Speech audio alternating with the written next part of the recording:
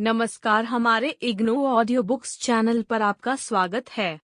इंदिरा गांधी राष्ट्रीय मुक्त विश्वविद्यालय सतत शिक्षा विद्यालय स्नातक डिग्री कार्यक्रम वैकल्पिक पाठ्यक्रम ग्राम विकास बड़े 101 भारत में ग्राम विकास खंड 3 विकास की प्रकृति और प्रक्रिया इकाई 2 ग्राम विकास में स्वतंत्रता पूर्व की पहल 2.0 उद्देश्य। इस इकाई का उद्देश्य प्रारंभिक ग्राम विकास के अनुभवों के विभिन्न दृष्टिकोणों, उद्देश्यों और कार्यक्रमों को स्पष्ट करना है और उनकी सफलताओं और असफलताओं को सूचीबद्ध करना है। इस इकाई का अध्ययन करने के पश्चात आप भारत में ग्राम विकास कार्यक्रम की प्रगति को समझ सकेंगे। इन अनुप्रयोगों में सामने आने वाली समस्याओं को जान सकेंगे। सन 1920 के दशक से ग्राम विकास के लिए नीतियों और दृष्टिकोणों की शर्तों में होने वाले परिवर्तनों का विश्लेषण कर सकेंगे। वर्तमान कार्यक्रमों के साथ प्रारंभिक अनुभवों के साथ तुलना करना और इनके बीच होने वाली समानता और असमानता की पहचान कर सकेंगे और इन कार्यक्रमों की सफलता में सहयोग देने वाले कारकों की कुछ पहचान कर सकेंगे। 2.1 प्रस्तावना। इससे पहले की इकाई में आप ग्राम विकास की संकल्पना, अर्थ और दृष्टिकोणों का अध्ययन कर चुके हैं। इस इकाई में आप स्वतंत्रता से पहले और स्वतंत्रता के बाद ग्रामीण लोगों की स्थितियों में किए गए सुधारों के संबंध में जानकारी प्राप्त करेंगे। भारत में ग्राम विकास का एक लंबा इतिहास है। यद्यपि ग्रामीण भारत के विकास के लिए सन 1947 से कोई ठोस प्रयास नहीं किया गया था। कुछ व्यक्तिगत रूप में कुछ एक प्रयास किए गए थे जो ग्रामीण गरीबों के उत्थान के लिए प्रतिबद्ध थे और गरीबों के हित के लिए कुछ करना चाहते थे। ये सब कार्यक्रम वैज्ञानिक प्रकृति के थे। ये वास्तव में मुख्य रूप से विशेष सामाजिक आर्थिक परिवर्तन लाने के लिए नहीं किए गए थे। ये केवल उन्हीं देशों तक सीमित रहे जहां पर इनको आरंभ किया गया था तथा ये कार्यक्रम अपने प्रभाव का विस्तार नहीं कर सके थे। उन सब कमियों के बावजूद भारत में ग्राम विकास कार्यक्रमों के उद्गम के लिए आधार दिया गया तथा ये विकास की नींव के रूप में हमारे सामने आए थे। हम अपने प्रयासों में ग्राम विकास में हुए अनुभवों की पेचीदगियों को सुलझाएंगे। हम अपने अनुभवों के विश्लेषण से इसके उद्देश्यों, कार्यक्रम रणनीतियों तक सीमित रखेंगे तथा इनसे क्या सबक मिलेगा और सामुदायिक विकास कार्यक्रम के उद्गम की जानकारी। इन प्रारंभिक पहलों को समझने की दिशा में सबसे पहले हमें औपनिवेशिक प्रशासन, औपनिवेशिक स्थितियों जो कि प्रारंभिक 20वीं शताब्दी में ग्रामीण क्षेत्रों में हो रही थीं और अनेक ग्रामीण भारत की प्रमुख समस्याएं हैं। 2.2 औपनिवेशिक प्रशासन की विशेषताएं। औपनिवेशिक शासन की अवधि की स्थायी कानून व्यवस्था की स्थिति और बहुत ही शक्तिशाली प्रशासनिक स्थापना को माना गया है। इस प्रशासनिक स्थापना की प्रमुख विशेषताएं संभ्रांतवाद, केंद्रीयकृत और पितृसत्तात्मक थी। संपूर्ण शक्ति थोड़े से शासक वर्ग के हाथों में केंद्रित थी। इसको आसानी से चलाने के लिए पदानुक्रम की व्यवस्था को प्रोत्साहित किया गया था। प्रथम श्रेणी का संभ्रांत शिखर पर बैठा है, द्वितीय श्रेणी और तृतीय श्रेणी का संभ्रांत निम्न स्तर के लोगों के साथ सहयोग करता है अथवा मेलभाव करने का प्रयास करता है। मौजूदा प्राधिकारी या अधिकृत स्थानीय संभावित केंद्र या विरोधी बहुत ही भयानकता से उनको नष्ट करते थे जिसमें वह निर्दयता को प्रदर्शित करता है। इसके साथ ही न्याय के अधीन भी ये लोग इनको भ्रमित करते हैं। इस प्रशासनिक स्थापना के परिणाम स्वरूप कुछ एक सुविधाभोगी लोगों और अत्यधिक असुविधाभोगी लोगों के बीच असमानता फैलती है। केंद्रीकरण के परिणाम स्वरूप सामान्य लोगों की भागीदारी नहीं होती है तथा स्थानीय प्रयासों या पहलों को बाधित करती है, उनको रोकती है। पितृसत्तात्मकवाद, पैटर्नलिज्म से निर्भरता बढ़ती है, उसको गति मिलती है, वह भी लोकहित में नहीं है। 2.2.1 ग्रामीण क्षेत्रों में औपनिवेशिक स्थिति। ग्रामीण क्षेत्र धीरे धीरे औपनिवेशिक शासन के अंतर्गत चला गया था। अराजकता के परिणाम स्वरूप दमन किया जा रहा था और भूमि का प्रयोग उत्पादों के रूप में किया जा रहा था। परंतु कुछ दशकों के बाद जनसंख्या में वृद्धि होने के कारण सामान्य समृद्धि की संभावनाएं धूमिल हो गई और नए विकास के प्रयासों के अभाव में ग्रामीण अर्थव्यवस्था बिल्कुल ठप हो गई थी। जनसंख्या वृद्धि, गैर खेतिहर रोजगार के कमजोर होने के कारण किसानों, कामगारों और कारीगरों की परंपरागत स्तर में कमी आई, जिससे उसको बेहद हानि का सामना करना पड़ा था।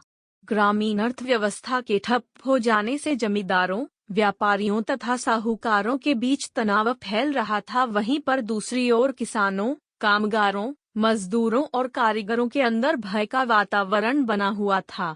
इन सब के परिणाम स्वरूप जमींदार लोग और अधिक दमन करने लगे तथा अपने खेतिहरों से अधिक कृषि का शुल्क मांग करने लगे तथा उसकी वसूली के लिए न्यायालयों में अपील करने लगे।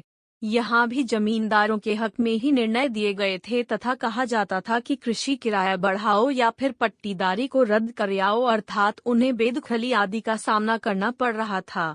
इसके अलावा सुविधा भोगी संपन्न समाज जैसे कि व्यापारी, साहूकार लोग कानूनों का अध्ययन करके, जो कि औपनिवेशिक कानून से उनका दुरुपयोग करके कर्जदारों से चक्रवर्ती ब्याज की वसूली कर रहे थे। इसके साथ बेहताशा लाभ कमाकर गरीबों और किसानों का शोषण कर रहे थे। हालांकि साम्राज्य का कानूनी और प्रशासनिक ढांचा बहुत ही ठोस और शक्तिशाली था, किंतु ग्रामीण क्षेत्रों में यह सब भ्रष्टाचार का माध्यम बन गया था और यह प्रायः कानून के लचीलेपन के कारण जमींदारों और साहूकारों का शोषण करने के लिए एक हथियार बन गया था।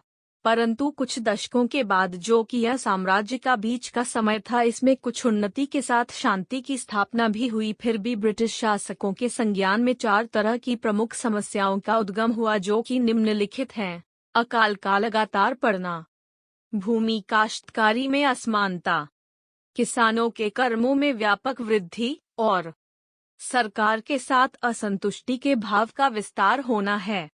2.2.2 ग्रामीण समस्याओं की 4 प्रमुख धारणाएं 19वीं शताब्दी के अंतिम दशकों के दौरान और 20वीं शताब्दी की प्रारंभिक अवधि में थोड़े थोड़े समय के अंतराल में लगातार अकाल पड़े, जिसके कारण संपूर्ण क्षेत्र उजड़ गया तथा असंख्य मानवीय विपत्तियों का अंबार लग गया और काश्तकारों की दुर्दशा हो गई। और इसके साथ ही सहकारी कृषि कार्यों ने भी इसमें और वृद्धि कर दी, जिसके कारण कभी कभी हिंसा भी भड़क जाती थी।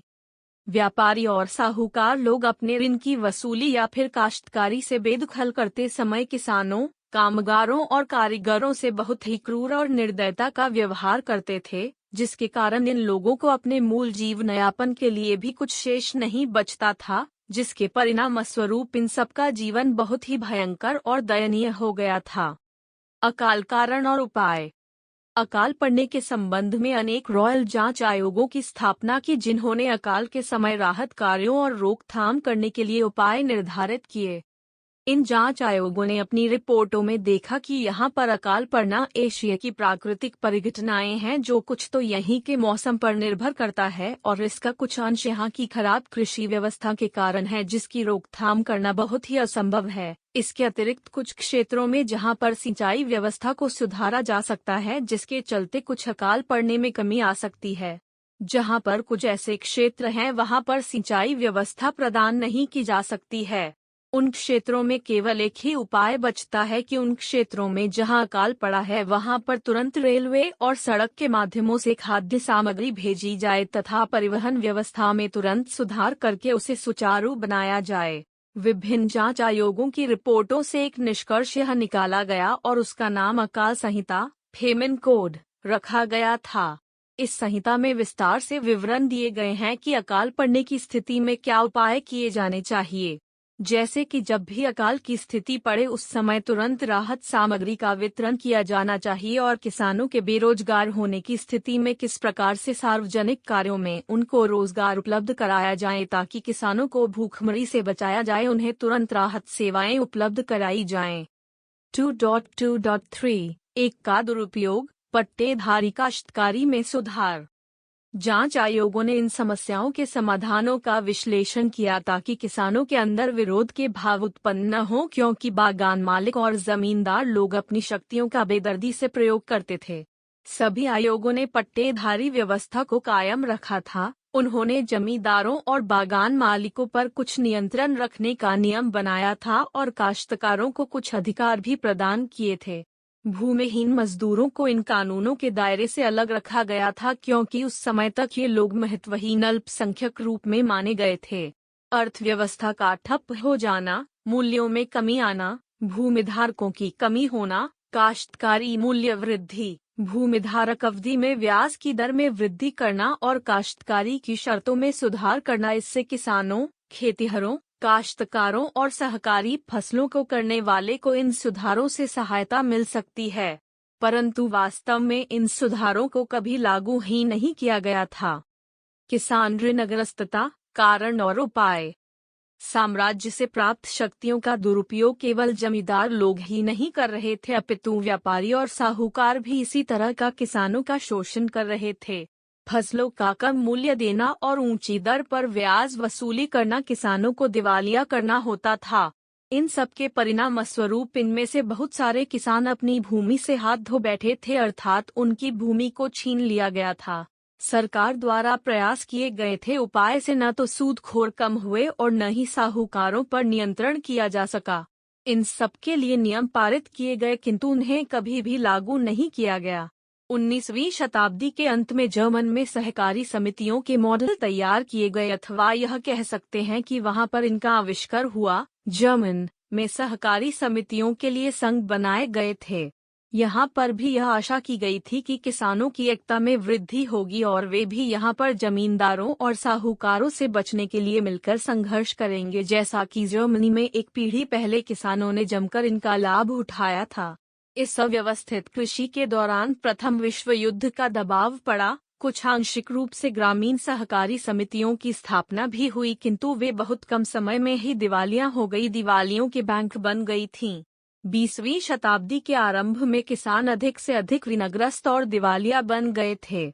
सूदखोरों के विरुद्ध बनाए गए नियम अप्रभावी रहे, अथवा ऋण और बाजार व्यवस्था सहकारिता अप्रभावी ही रही। ग्रामीण उदासीनता और इसके उपाय। ग्रामीण ऋणग्रस्तता के भारी दबाव को कम करने और उसके प्रतिफल के रूप में औपनिवेशिक प्रशासक लोगों ने जर्मन से सहकारिता की संकल्पना को भारत में लागू करने के लिए प्रक्रिया आरंभ कर दी। ग्रामीण उदासीनता के खतरों से बचने के लिए और उनकी सुरक्षा सुनिश्चित करने के लिए स्थानीय शासन की एंग्लो सैक्सन संकल्पना को मियायात किया गया। उन्हें आशा थी कि स्थानीय परिषदें भागीदारी की भावनाओं का विस्तार करेंगी और उदासीनता को कम करेंगी, वहीं पर स्थानीय पहलों को प्रोत्साहित करते हुए लोगों को गतिशील बनाने में सहयोग करेंगी। इसके अतिरिक्त इससे नीचे के स्तर पर सुसंगत कार्यों का आरंभ हुआ और स्वशासन करने का परीक्षण मिलने लगा था। इस प्रकार इस प्रक्रम के माध्यम से स्वतंत्रता की अवधारणा को उन्नत करने में इसका सहयोग मिलने लगेगा। परंतु विकेंद्रीकरण और स्वायत्तता की संकल्पना को भ्रष्ट नेताओं या शासन संचालकों को उन्नति नहीं करने दी गई, क्योंकि इसके पीछे शासक प्रवृत्तियों जो कि मूल रूप में शासन करने वालों की थीं, उसे कभी भी लागू नहीं होने दी, जो कि इस संकल्पना के केंद्र बिंदु में ख्याति थी। भद्रलोक और पैतृक लोगों की मिलीजुली दुर्भावना शामिल थी। कई दशकों के बाद साम्राज्य, सहकारिता या पंचायतों का जब तक अंत नहीं हुआ, पंचायतें या परिषद लौह ढांचे के अंतर्गत होते हुए यह सब उपाय निरर्थक सिद्ध हुए और यह सब उपाय ठप होकर रह गए। 2.3 स्वतंत्रता पूर्व की पहले ग्राम विकास के विभिन्न दृष्टिकोणों के परीक्षणों के भारत के प्रयासों का स्रोत यदि खोजा जाए तो वह 19वीं शताब्दी के प्रारंभिक वर्षों के दौरान मिलता है। शायद पहली बार सन 1920 में यह पहला प्रयोग किया गया था, जब रविंद्रनाथ टैगोर ने इस शताब्दी की प्रथम विरासत हमारे लिए छोड़ी थी। प्रसिद्ध श्री निकेतन परियोजना का आरंभ किया गया। सन 1920 से ही अनेक लोगों ने प्रयास किए, जैसे कि स्पेंसर हैथक, एफ.एल. आने और महात्मा गांधी। इसके साथ ही सामुदायिक विकास कार्यक्रम की परिचय (सीडीपी) का आरंभ सन 1952 में किया गया था, जिसकी आधारशिला सन 1940 के आरंभ में एल्बेर मेयर ने इटावा परियोजना के नाम से आरंभ की थी। इस इकाई में श्री निकेतन परियोजना, मारथंडम परियोजना, सेवाग्राम परियोजना, गुड़गांव परियोजना, बड़ौदा परियोजना, नीलोखेड़ी परियोजना और इटावा परियोजना के संबंध में किए गए प्रयोगों की चर्चा। आइए श्री निकेतन परियोजना के संक्षिप्त विश्लेषण से आरंभ करते हैं। 2.4 श्री निकेतन परियोजना। ग्राम विकास की प्रारंभिक प्रयास सन 1908 में श्री रविंद्रनाथ टैगोर ने अपने जमींदारी क्षेत्र के कालीग्राम परगना में युवा संगठन के रूप में स्थापित किया था। उन्होंने प्रकार्यात्मक कार्यकर्ताओं के वर्ग की रचना की जो लोगों के साथ रहकर अपनी पहचान बनाएं और शिक्षा प्राप्त करें या उनसे सीखने का प्रयास करें। उन्होंने सन 1921 में पश्चिम बंगाल के श्रीनिकेतन में ग्रामीण पुनर्निर्माण संस्थान की स्थापना की। इस कार्यक्रम का केंद्र 8 गायों का एक समूह था। रविंद्रनाथ टैगोर ने सन 1921 में श्रीनिकेतन परियोजना का आरंभ किया। इसका उद्देश्य ऊंची जातियों द्वारा ग्रामीण लोगों के प्रति भेदभाव के बर्ताव करने के विरोध में था। इस परियोजना के प्रमुख मार्गदर्शक एक अंग्रेज विद्वान मिस्टर लेनर्ड इल्मरहेस्ट थे, जिन्होंने अमेरिका में अर्थशास्त्र का परीक्षण संपन्न किया था। टैगोर ने शिक्षण परीक्षण के माध्यम से ग्रामीण लोगों के जीवन स्तर को उन्नत करने के लिए निर्णय लिया। कुछ समय अवधि के बीतने के बाद उन्होंने इस कार्यक्रम को संगठित करने के लिए 80 गांवों में से 40,000 लोगों को सम्मिलित किया। यह कार्यक्रम व्यापक रूप से तैयार किया गया था, जिसमें ग्रामीण जीवन के सभी पक्षों को शामिल किया था, जैसे कि संस्कृति, स्वास्थ्य, शिक्षा और आर्थिक पक्ष इत्यादि थे। ग्राम स्तर के कार्यकर्ताओं की संकल्पना तथा ग्राम संगठन की पुनर्रचना के कार्यों को आरंभ किया गया था। इस कार्यक्रम की मुख्य गतिविधियां निम्न प्रकार थी। 1. चुने गए गांवों का सर्वेक्षण करना। 2. विकसित अभ्यासों या व्यवहारों को प्रदर्शित करना। 3. मलेरिया, क्षय रोग और अन्य संक्रमण रोगों के उन्मूलन के लिए अभियान चलाना। 4. कुटीर उद्योगों का विकास करना। 5. बुनकरों की सहकारिता समितियों को संगठित करना। 6. महिला पुरुषों के लिए सांध्य विद्यालय खोलना। 7. समाज कल्याण केंद्रों की प्रत्येक गांव में स्थापना करना। 8.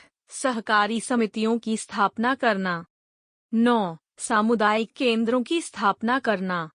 10. ग्रामीण लोगों के लिए मोबाइल, चलते फिरते पुस्तकालयों का प्रबंध करना। 11. स्काउट संगठनों का निर्माण करना। 12. शुद्ध पेयजल का प्रबंधन करना। 13. ग्राम स्वच्छता कार्यों का आरंभ करना। 2.4.1 उद्देश्य। रविंद्रनाथ टैगोर के ग्रामीण लोगों की सहायता के प्रयासों के निम्नलिखित उद्देश्य थे। अपने ही विकास के लिए लोगों में आपस में भागीदारी करने की दिलचस्पी पैदा करना। अपने ही संसाधनों में विकास करने के लिए लोगों की सहायता करना। समुदाय से विकासशील नेताओं को तैयार करना जो अपने विकास में लोगों का मार्गदर्शन करें। ग्रामीण कल्याण कार्यों के लिए लोगों में वास्तविक दिलचस्पी पैदा करना। ग्रामीण समस्याओं का अध्ययन करना और उनके निराकरण के लिए कार्य रूप में निष्पादित करना। अपने संसाधनों को विकसित करने के लिए ग्रामीण लोगों की सहायता करना तथा ग्रामीण स्वच्छता अथवा सफाई व्यवस्था को उन्नत करना, उसमें सुधार करना। उन उद्देश्यों के माध्यम से यह आशा की जाती थी कि ये स्वयं सहायता, ग्रामीण नेतृत्व को विकसित करना, ग्रामीण स्काउट जिन्हें व्रती बालिका के नाम से संगठित किया गया, हथकरघा के लिए प्रशिक्षण केंद्रों की स्थापना करना। ये प्रदर्शन केंद्र प्रदर्शनों का आयोजन करते थे जो विशेषकर किसानों का विकसित प्रयोगों की जानकारी उपलब्ध कराते थे। इस कार्यक्रम के अंतर्गत दूध की डेयरी जो शुद्ध दूध की आपूर्ति कर सके और किसानों के लिए मुर्गी पालन फार्म और उत्तर श्रेणी के पशुओं को उपलब्ध कराया जा सके ताकि किसानों का विकास संभव हो सके। संस्थान के विद्यार्थी और कार्यकर्ता बर्तन बनाने, कढ़ाई सिलाई इत्यादि के प्रशिक्षण की सुविधाएं ग्रामीण लोगों को उपलब्ध कराते थे। यह संस्थान ग्रामीण क्षेत्रों में चलता फिरता पुस्तकालय, रात्रि विद्यालयों का संचालन करती थी और ग्रामीण क्षेत्रों में लोगों को जागरूक करने तथा उनके मनोरंजन के लिए फिल्म दिखाने की भी व्यवस्था करते थे। इन उद्देश्यों को निम्नलिखित रणनीतियों के माध्यम से प्राप्त किया जाता है। 2.4.2 कार्यक्रम रणनीतियाँ। टैगोर आधारित उनके मिशन के 4 सिद्धांत को अर्थात स्वयं दिलचस्पी पैदा करना, आत्मसम्मान, आत्मविश्वास और अपने कार्य को आनंदित होकर करना।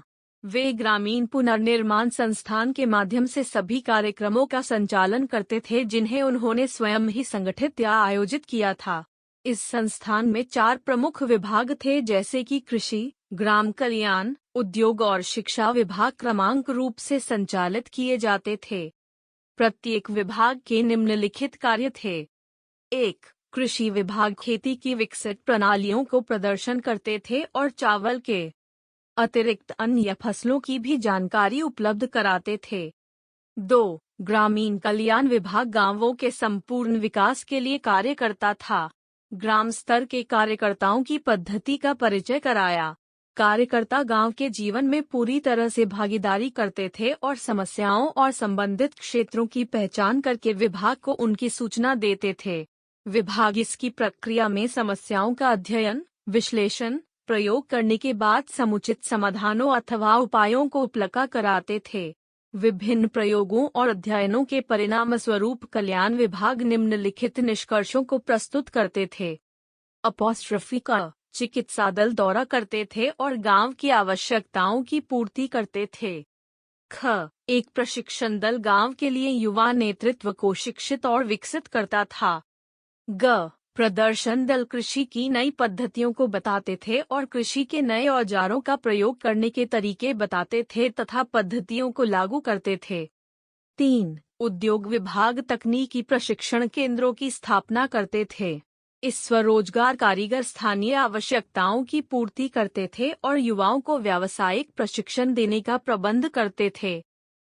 शिक्षा विभाग खुले वातावरण में शिक्षा प्रदान करते थे तथा उसे कार्य के साथ संबद्ध कर देते थे। इससे हम की प्रतिष्ठा में वृद्धि होती थी। यह प्रमुख परियोजना सन 1950 तक सक्रिय रही थी। सन 1951 में विकास कार्यक्रम जो श्री निकेतन का था पूरी तरह से अपनी पहचान खो चुका था। इसका मुख्य कारण बहुत सारी सरकार द्वारा प्रायोजित संस्थानों की स्थापना करना था। प्रशिक्षणों या प्रयोगों से निम्नलिखित निष्कर्ष निकाले जा सकते हैं। 2.4.3 मुख्य पाठ सबक 1. श्री निकेतन परियोजना 80 ग्रामों की संपूर्णता के लिए इसके अपने ग्राम संगठन रहे हैं। लोग अपनी उच्च संस्कृति और क्षमताओं से अवगत हुए। 3. बहुत ही कम अवधि में संपूर्ण कार्यों को विस्तार से उन्नत किए गए। इसलिए जो लोग अपने जीवन में धीमी गति से चलते हैं और यह सब हजम नहीं हुआ अर्थात वे इसे समझ न सके तथा नई पद्धति को आत्मसात नहीं कर सके क्योंकि वे तुरंत परिणाम की चाहत रखते थे। यहाँ तक कि परियोजना द्वारा स्थानीय आवश्यकताओं की पूर्ति के लिए ग्राम उद्योगों में जिन लोगों को प्रशिक्षित किया गया था वहाँ भी परियोजना असफल रही क्योंकि प्रशिक्षित लोग शहरों में चले गए और वहाँ उन्हें नए रोजगार प्राप्त करने के व्यापक अवसर प्राप्त हुए। यहाँ पर सरकारी सहायता और अनुसंधान कार्य की कमी रही थी। अंत में हमने जाना है कि संसाधनों की कमी और व्यवस्थित क्रम के कारण एक लंबी अवधि का कार्यक्रम बन गया था जिसके कारण भी यह योजना असफल रही है। आप सुन रहे ऑडियो लर्निंग को 2.5 मारथांडम परियोजना। The young man young Christian association YMCA ने सन 1921 में मारथांडम में विकास के प्रयोग करना आरंभ किया था। यह कन्याकुमारी के एक जिले में स्थित है जिसका नेतृत्व एक अमेरिका के कृषि विशेषज्ञ डॉक्टर स्पेंसर हैटच कर रहे थे। इसका उद्देश्य ग्रामीण लोगों के लिए उनके जीवन को और अधिक व्यापकता और विस्तार प्रदान किया जाए। इसमें विकास के नए 3 प्रतीक स्तर शामिल किए गए, न केवल आध्यात्मिक, मानसिक और शारीरिक, परंतु इसके बाद इसको और विकसित गया और इसमें 5 स्तरीय कार्यक्रम सम्मिलित कर दिए गए। चिकित्सा विज्ञान, आध्यात्मिक, मस्तिष्क, आर्थिक और जीवन के सामाजिक पक्ष।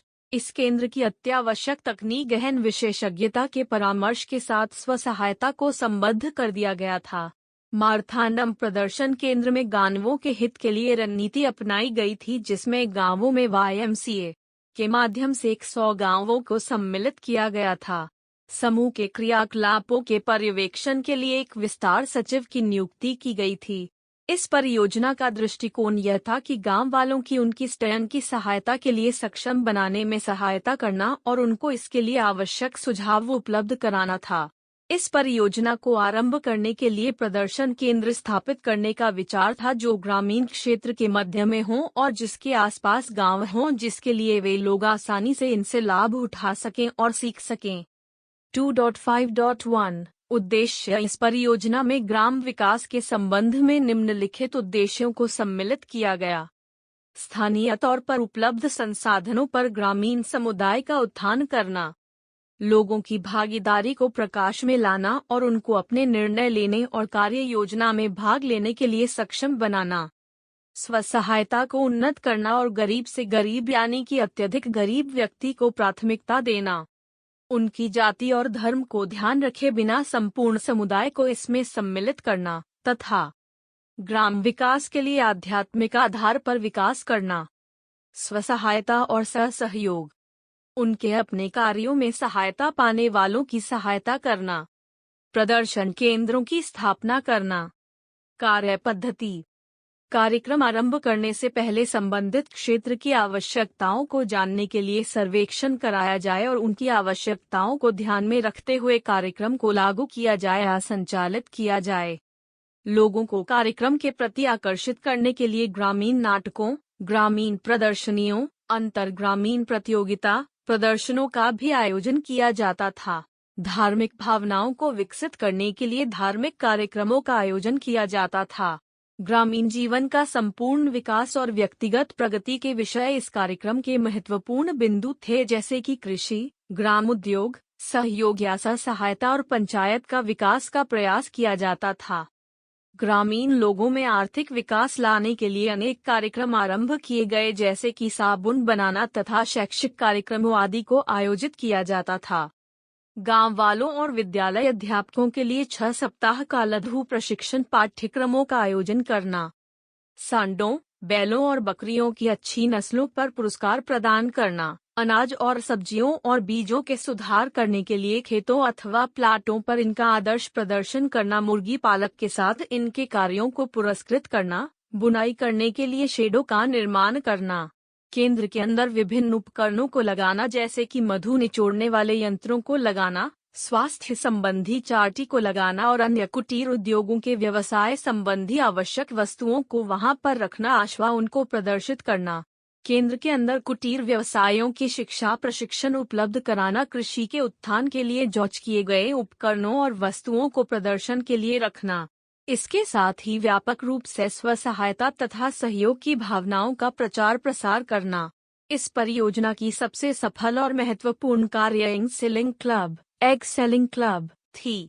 यह सन 1939 में यह स्वयं नियामक और स्वशासी निकाय बन गया। अन्य सहकारी समिति होनी क्लब गांव वालों को आधुनिक मधुमक्खी छत्ता तथा वैज्ञानिक तरीके से मधु रस को निचोड़ना या मधु निकालने के संबंध में सिखाया जाता था, उनको प्रशिक्षित किया जाता था। इसके साथ ही मधु को औषध के रूप में तैयार किया जाता था और उसको सहकारिता के माध्यम से बाजार में बेचा जाता था। 2.5.2 कार्यक्रम रणनीतियां उपर्युक्त उपलब्धियों और उद्देश्यों को प्राप्त करने के लिए मारथांडम परियोजना के द्वारा निम्नलिखित कार्यक्रम रणनीतियों को अपनाया था। 1. स्थानीय स्तर पर समुदाय से निधि संग्रह करके उसमें वृद्धि करना। कृषि, पशुपालन, मधुमक्खी पालन, मुर्गी फार्म और पशुओं की नस्लों को सुधारने से संबंधित उन्नत व्यवस्था या पद्धति का प्रदर्शन करना। धन उपार्जन के लिए कुटीर उद्योगों का विकास करना, उनमें सुधार करना। अंडा विपणन की स्थापना करना और मधुमक्खी पालन के लिए सहकारी समितियों की स्थापना करना। ग्रामीण शिक्षा और स्वास्थ्य शिक्षा देना और ग्रामीण लोगों के लिए नेतृत्व प्रशिक्षण करने की शिक्षा देने का आयोजन करना।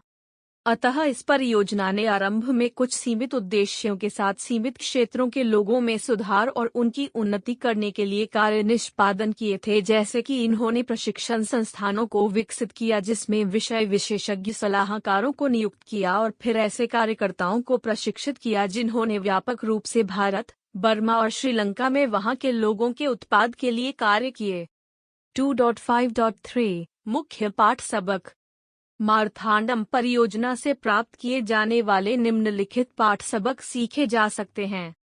1. YMCA के संगठनात्मक सशक्त संचालन के कारण मारथांडम परियोजना श्री निकेतन परियोजना से अधिक सफल रही थी।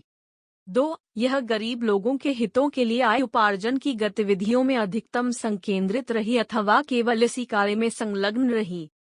3. इसका मुख्य ध्यान बाजार व्यवसाय पर केंद्रित रहा जिसके कारण लोग अपने उत्पादों को तुरंत बेच सकते थे। परियोजना पर लोगों की निर्भरता लगातार संदिग्ध बनी रही थी, यहाँ तक कि इसका प्रारंभिक उद्देश्य लोगों में वह सहायता को पैदा करना था। कृषि जो कि ग्रामीण समुदाय का मुख्य कार्य था उसका इसमें अधिक महत्व नहीं दिया गया अथवा उस पर बल नहीं दिया गया था। वाई रूढ़िगत या घिसी पिट्टी गतिविधियों या कार्यकलाप जैसे कि मधुमक्खी पालन और मुर्गी पालन में कुछ लोगों को ही सीमांत लाभ दे सकते हैं। 7. इस परियोजना की प्रमुख कमियों यह थी कि इसके पास उपयुक्त निधि या धन नहीं था और न ही किसी प्रकार की सरकारी आर्थिक सहायता। सभी गतिविधियों का आयोजन मुख्य रूप से मारथांडम के द्वारा आयोजित की जाती थी और गांवों में कार्य करने वाले कार्यकर्ता गांवों में नहीं ठहरते थे। संस्थान का धार्मिक पूर्वाग्रह अथवा भेदभाव इन सब गतिविधियों में छिपा हुआ प्रमुख कारण था। 2.6 सेवाग्राम परियोजना सिद्धांत।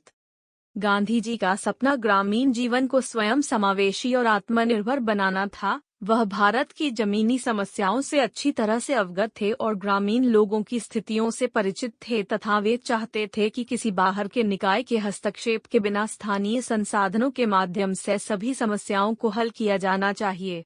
महात्मा गांधी ने सन 1921 में सेवाग्राम में इस कार्यक्रम को आरंभ किया।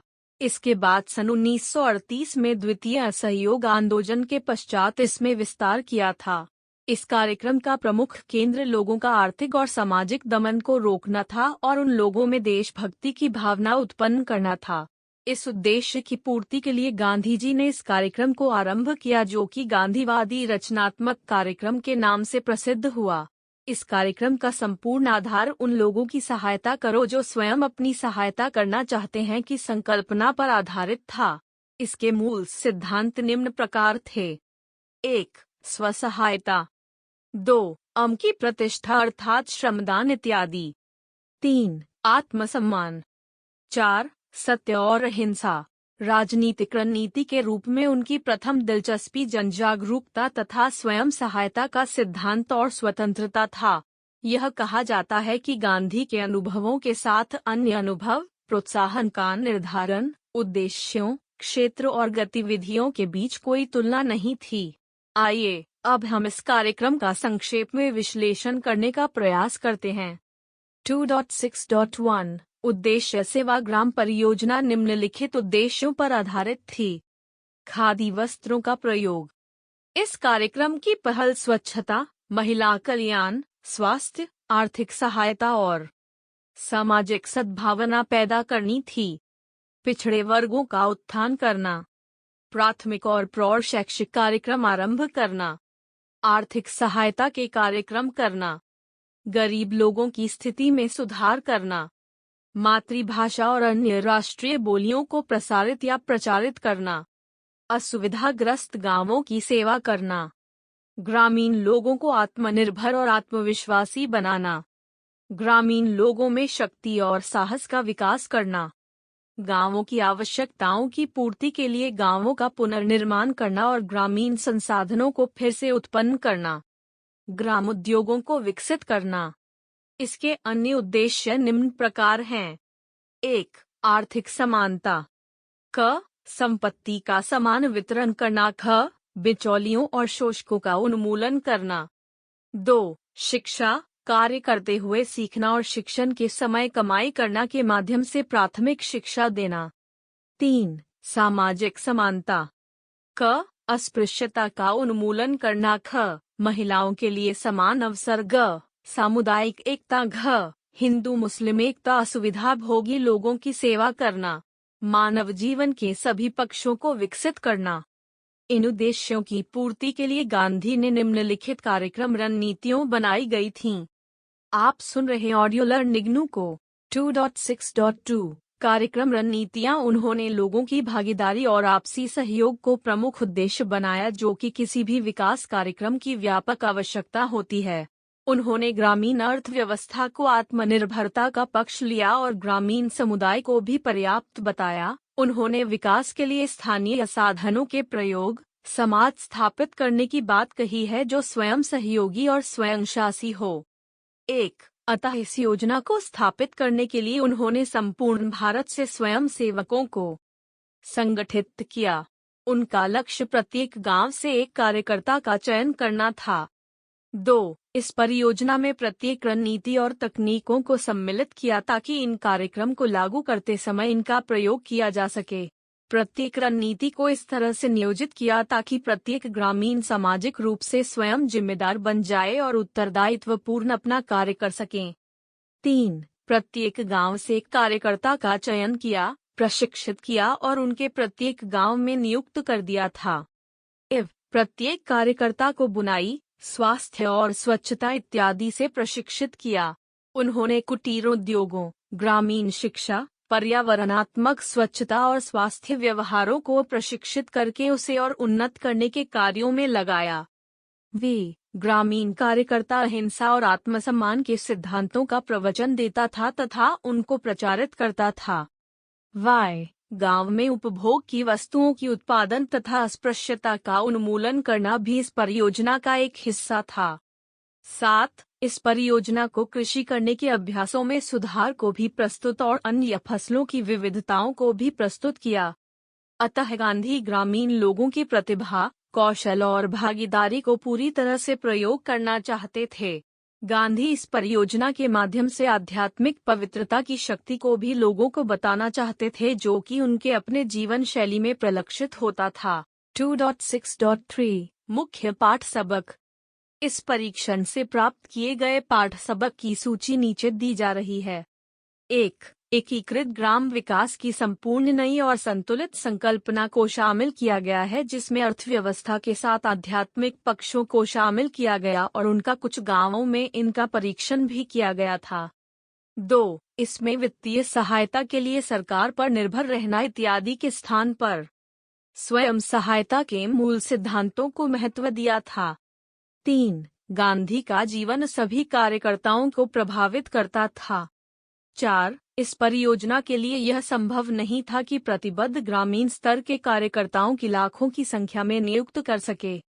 वे गांधी का आदर्श बहुत ही ऊंचा था जो सामान्य लोगों के सामर्थ्य में नहीं था, इसलिए यह अभ्यास आगे जाकर असंभव हो गया था। और स्वतंत्रता के राष्ट्रीय आंदोलन में गांधी बहुत ही व्यस्त थे, इसलिए इस परियोजना को अधिक समय देने में असमर्थ थे।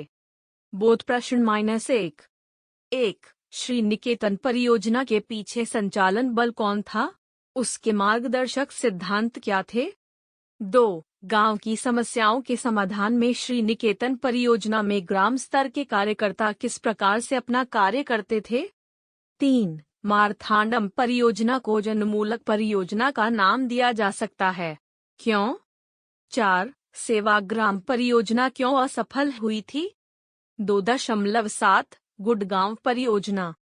गुड़गांव परियोजना का आरंभ भी एल. ब्रायने ने किया था जो सन 1920 तक जिला गुड़गांव के उपायुक्त रहे थे। वे गरीबों और वंचितों से प्रेम करने और उनकी सहायता करने के लिए प्रसिद्ध थे। वे इस बात के लिए एक उदाहरण थे जो हमेशा श्रम और श्रमिकों की प्रतिष्ठा का ध्यान रखते थे और वे स्वयं भी अधिकतर अपना काम स्वयं ही करते थे। 7 वर्ष तक कठोर अध्ययन तथा प्रयोग करने के पश्चात ब्रायने ने दी गुड़गांव स्कीम के नाम से एक योजना विकसित की। यह सबसे पहला कार्यक्रम था जो राज्य के द्वारा जिला गुड़गांव में संपूर्ण ग्रामीण लोगों के उत्थान के लिए व्यापक स्तर पर कार्य आरंभ किया था। 2.7.1 उद्देश्य गुड़गांव परियोजना के निम्नलिखित उद्देश्य हैं। ग्रामीण लोगों को विश्वास दिलाया कि उन्हें पुराने ढांचे से बाहर आओ तथा उनकी उन्नति संभव है।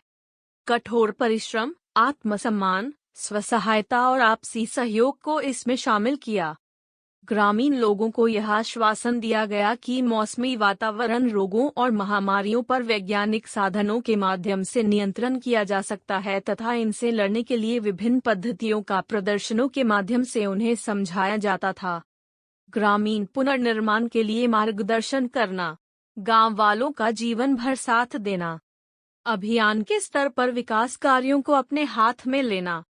परियोजना के मुख्य केंद्र बिंदु निम्नलिखित थे: कृषि विकास और खाद्य उत्पादों की वृद्धि करना, स्वास्थ्य में सुधार करना, ग्रामीण स्वच्छता, सामाजिक उत्थान सुधार, ग्रामीण संस्थानों में सुधार, महिला शिक्षा पर जोर देना, सहकारी समितियों का गठन करना, आपसी सहयोग और प्रचार, गृह विकास कार्य, अतिरिक्त व्यय पर नियंत्रण।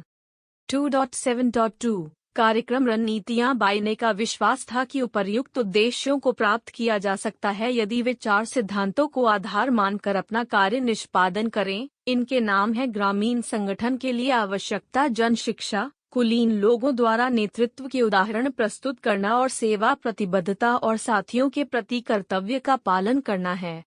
इस प्रयोग के लिए निम्नलिखित कार्यक्रम रणनीतियों का ढांचा तैयार किया। 1. ग्रामीण अर्थव्यवस्था के विद्यालय को ग्रामीण गाइडों को प्रशिक्षित करना। इस विद्यालय को श्रम प्रतिष्ठा पर बल देने की आवश्यकता होगी। इस कार्यक्रम में स्काउटिंग, सहकारिता, कृषि, प्राथमिक चिकित्सा, बाल कल्याण, सार्वजनिक स्वास्थ्य, घरेलू और ग्रामीण स्वच्छता, प्रजनन भंडार और प्राथमिक पशु चिकित्सा प्रशिक्षण जैसे पाठ्यक्रमों को अध्ययन में शामिल करना। अर्थव्यवस्था के घरेलू विद्यालय में महिलाओं और बाल कल्याण के विषयों से महिलाओं को प्रशिक्षित किया जाना चाहिए।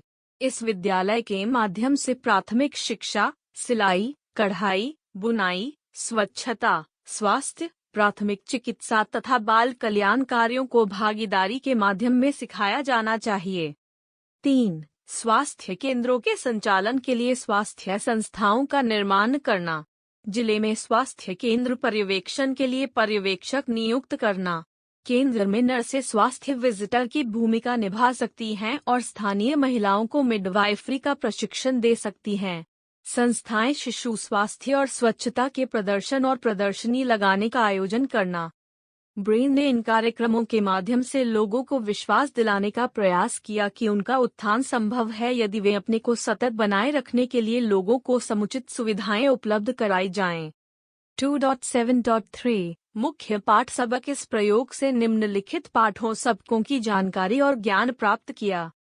1. स्थानीय लोगों के बीच जागरूकता उत्पन्न की जाए कि उनके जीवन की स्थितियों के सुधार या बेहतरी के लिए उनकी भागीदारी अत्यंत ही आवश्यक है। कभी कभी कुछ सांस्कृतिक कारकों को भी हटाने की आवश्यकता होती है क्योंकि वे विकास के कार्यों में भारी बाधा डालते हैं या उनमें रुकावट पैदा करते हैं। उदाहरण के लिए ब्रायने ने जामा मस्जिद, दिल्ली के इमाम से यह घोषणा करने की व्यवस्था की कि वे अपने लोगों से कहें कि छोटी चेचक, हैजा और प्लेग के टीका लगाना धर्म के विरुद्ध नहीं है। यह गांव वालों को कृषि में आधुनिक प्रौद्योगिकियों के संबंध में जानकारी देने का अवसर प्रदान करती है। इस योजना की एक सीमा थी कि यह छोटे से क्षेत्र तक सीमित होता था। उस समय तक कृषि उत्पादन मूलक गतिविधियों और बाजार की रणनीतियों के बीच सहयोग और संयोजन नहीं था, इसलिए बाजार के व्यापारी लोग किसानों का शोषण करते रहते थे। 2.8 बड़ौदा परियोजना। इस परियोजना का उद्गम 19वीं शताब्दी के अंत में हुआ था, जहां राजा सर टी माधवराज, जो बड़ौदा राज्य की रियासत में मंत्री थे, उन्होंने राज्य में समाज कल्याण के कुछ कार्यों को आरंभ किया था। हालांकि इस परियोजना ने एक महत्वपूर्ण गति पकड़ी जब बड़ौदा के दीवान वीटी कृष्णामाचारी ने YMCA के डॉक्टर स्पेंसर हेज की सहायता से ग्रामीण पुनर्निर्माण केंद्र रूरल रिकंस्ट्रक्शन सेंटर RCC को आरंभ किया। सबसे पहले ग्रामीण पुनर्निर्माण केंद्र का आरंभ या स्थापना सन 1932 में मारथांडम केंद्र के मॉडल का अनुसरण करते हुए कार्य आरंभ किया गया। यह सबसे बड़ा ग्राम विकास का एक व्यावहारिक अनुभव था। इसमें लगभग 100 गांवों को विकास के कार्यों में सम्मिलित किया था। 2.8.1 उद्देश्य। बड़ौदा परियोजना के संचालन के मुख्य उद्देश्यों की सूची नीचे दी जा रही है।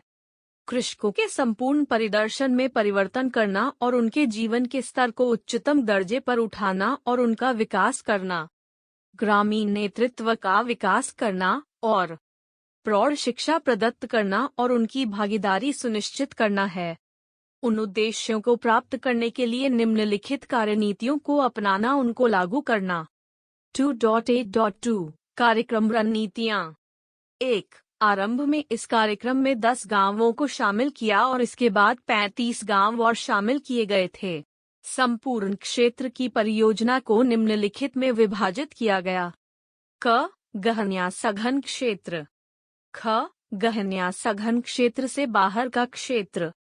2. आर्थिक विकास कार्यक्रम जैसे कि किंचन गार्डन, बनना, कातना, मुर्गी पालन और मधुमक्खी पालन और इन उत्पादों को बाजार में बेचने की व्यवस्था करना। 3. सहकारी समितियों की स्थापना करना और प्रत्येक गांव में फार्म प्रयोग के लिए साधन जुटाना या व्यवस्था करना। जलापूर्ति करना, सफाई व्यवस्था में सुधार करना, मलेरिया की रोकथाम के लिए उपाय करना और गांव के मार्गों का निर्माण करना। शैक्षिक और मूल्यप्रद कार्यक्रमों को आरंभ करना, जैसे कि प्रौढ़ शिक्षा, सामुदायिक समझ को पैदा करना, सामाजिक कुरीतियों और बुराइयों के विरुद्ध प्रचार प्रसार करना, जैसे कि छोटी आयु में विवाह करना इत्यादि। पुस्तकालयों का प्रयोग और स्काउट गतिविधियों को आरंभ करना। 7. उत्तम बीजों का वितरण करना तथा कुटीर उद्योग और हस्तकौशलों का परीक्षण देना। अतः इस परियोजना में ग्रामीण लोगों के विकास के लिए विभिन्न कार्यक्रमों को लागू किया गया था। इस तरह के सभी उपाय और साधन कल्याणमूलक थे। 2.8.3 मुख्य पाठ सबक। इन प्रयोगों से निम्नलिखित पाठ सबक सीखे गए। 1. असंभाव्य पूर्व के अनुभव। सभी सामाजिक आर्थिक कार्यक्रम थे जो लगभग पूरे राज्य में लागू किए गए थे या संचालित किए गए थे। इसमें मानव विकास और संगठनात्मक संरचनाओं को शामिल किया गया था। 3. यह कार्यक्रम और परियोजना राज्य को एक उच्च साक्षर राज्य बनाने में सहायक रहा है। किसानों को नई विविधताओं तथा कृषि उत्पादों के बारे में जानकारियों का लाभ मिला। सहकारी समितियों की सफलता अच्छी नहीं रही क्योंकि सन 1942 में 41 सहकारी समितियों में से 22 सहकारी समितियों को निरस्त कर दिया गया था और 6. ग्रामीण पुनर्निर्माण केंद्र को अकस्मात सन 1948 में बंद कर दिया था। इसका पता नहीं लगा कि क्या इसने अपना उद्देश्य पूरा किया था अथवा नहीं।